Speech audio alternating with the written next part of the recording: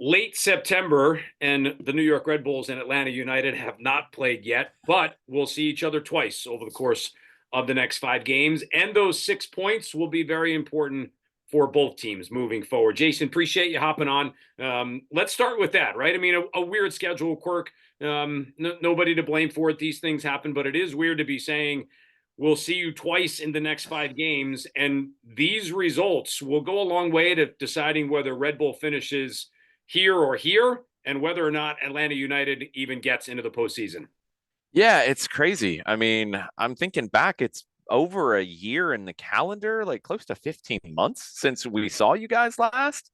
And it's felt like that's been one of the big missing elements of the flow of this season. This is a game that feels a little extra. I don't know if it does on the Red Bull side. I think it always has on the Atlanta side because of those early matchups and some wild games between these two clubs. So it's always an important match on the calendar. And the fact that we haven't played yet, and then we're going to play twice. And you know how it is when you see a team twice in a short period of time, every bit of friction from the first game is going to carry over into that second game. And that one could be extremely wild with the way that these two teams play. We'll see if maybe between the two of us, throw Mike and Steve in there, maybe the announcers, maybe we can have some issues going back and forth. No, we don't want any of that. Kidding, no, come obviously. on. We've always done nothing but get along with each other.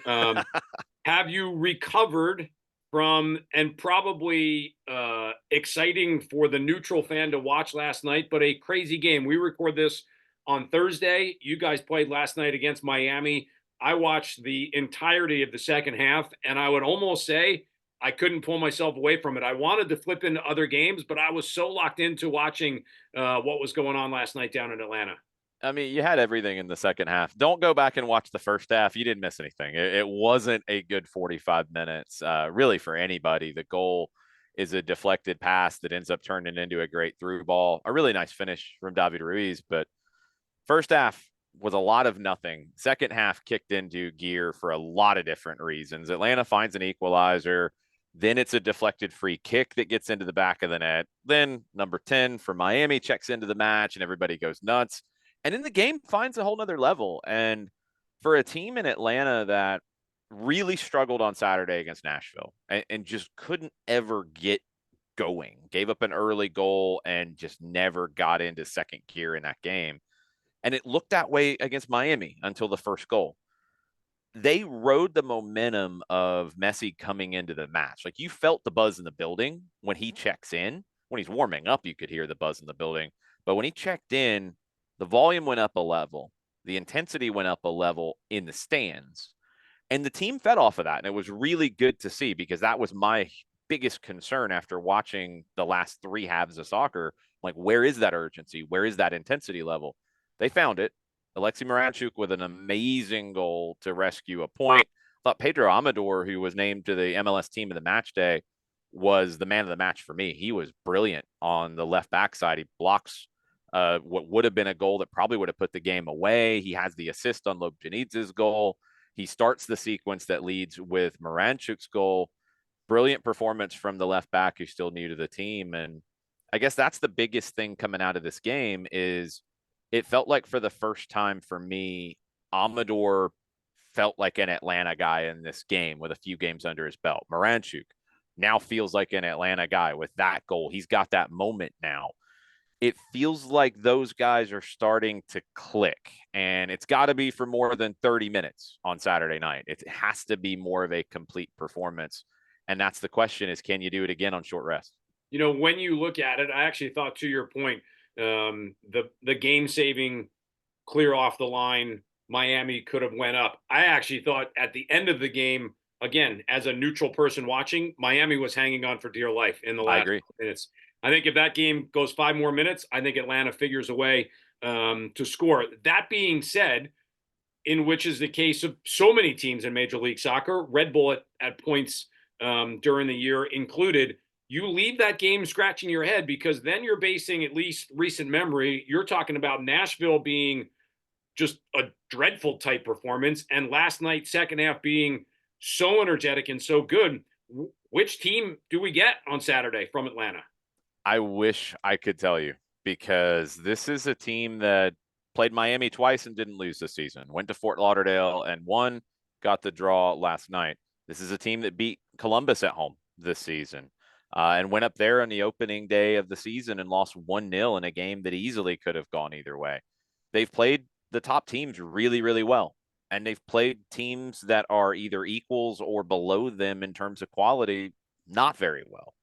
It's a team that at home hasn't been good enough this season. They've been a little bit better on the road than they've been in recent years. It's so inconsistent that it's concerning that it's so inconsistent, because you see those highs and you're wondering why you're not going to be there every time, but why you can't be closer to that more often. And I don't know. I think the nature of the match, the nature of the way the Red Bulls play, I don't think you'll be flat if you're Atlanta United. I don't think we'll see what we saw from Nashville. Nashville approached the game very differently. I think they actually changed a lot of things up. You know, with BJ Callahan, they're new. He had some time to work with that group. They threw some things at Atlanta that we hadn't seen from Nashville before. Full credit to them. Atlanta didn't figure it out and never got going. You kind of know what you're going to get from a Red Bulls game. Now, there's variations in the tactics within it, but you know the intensity is going to be high. You know you're going to not have a lot of time on the ball. That's got to keep you going. My concern is how much energy you expended in that second half against Miami. Red Bull didn't play on Wednesday. Are you able to find the freshness to not just be good for 45 or even be good for 60, but to be strong enough for 90 at Red Bull Arena, a place that's always been difficult for Atlanta? Well, and I think the thing would be to go along with that is the interim coach Rob Valentino. He doesn't have the opportunity to say, okay, this would be a game. Maybe we do some roster rotation, because you're a point out of the playoffs right now. You got to figure a way to get into at least the top 9. You have to go, whether that includes rotation or not. You've got to go with what you feel like is your best 11 now every single game. No choice. You have to. You have to. I think maybe earlier in the week and probably last night was one where Jay Fortune, for example, the Trinidad and Tobago international homegrown central midfielder, he didn't start. I thought the game looked very different when he came in the last 30 minutes. He's one that really suits the Red Bulls match because he can go box to box. I think he's a little more robust physically than Dax McCarty, than Tristan Muyumba. So I would expect to see Fortune, since he only played 30 on Wednesday. I'd expect to see him on Saturday against Red Bull. The nature of those two games being so different, Miami's not going to push the pace in the way that the Red Bulls are. Maybe there were some changes for Miami a little bit, but on Saturday, especially after 1 point in 2 home games, you have to go find points in this game, and you don't have to find 3. But if you only find 1 and other results go against you, then the remaining games are going to be absolute finals. Everybody says right now, 5 finals to go.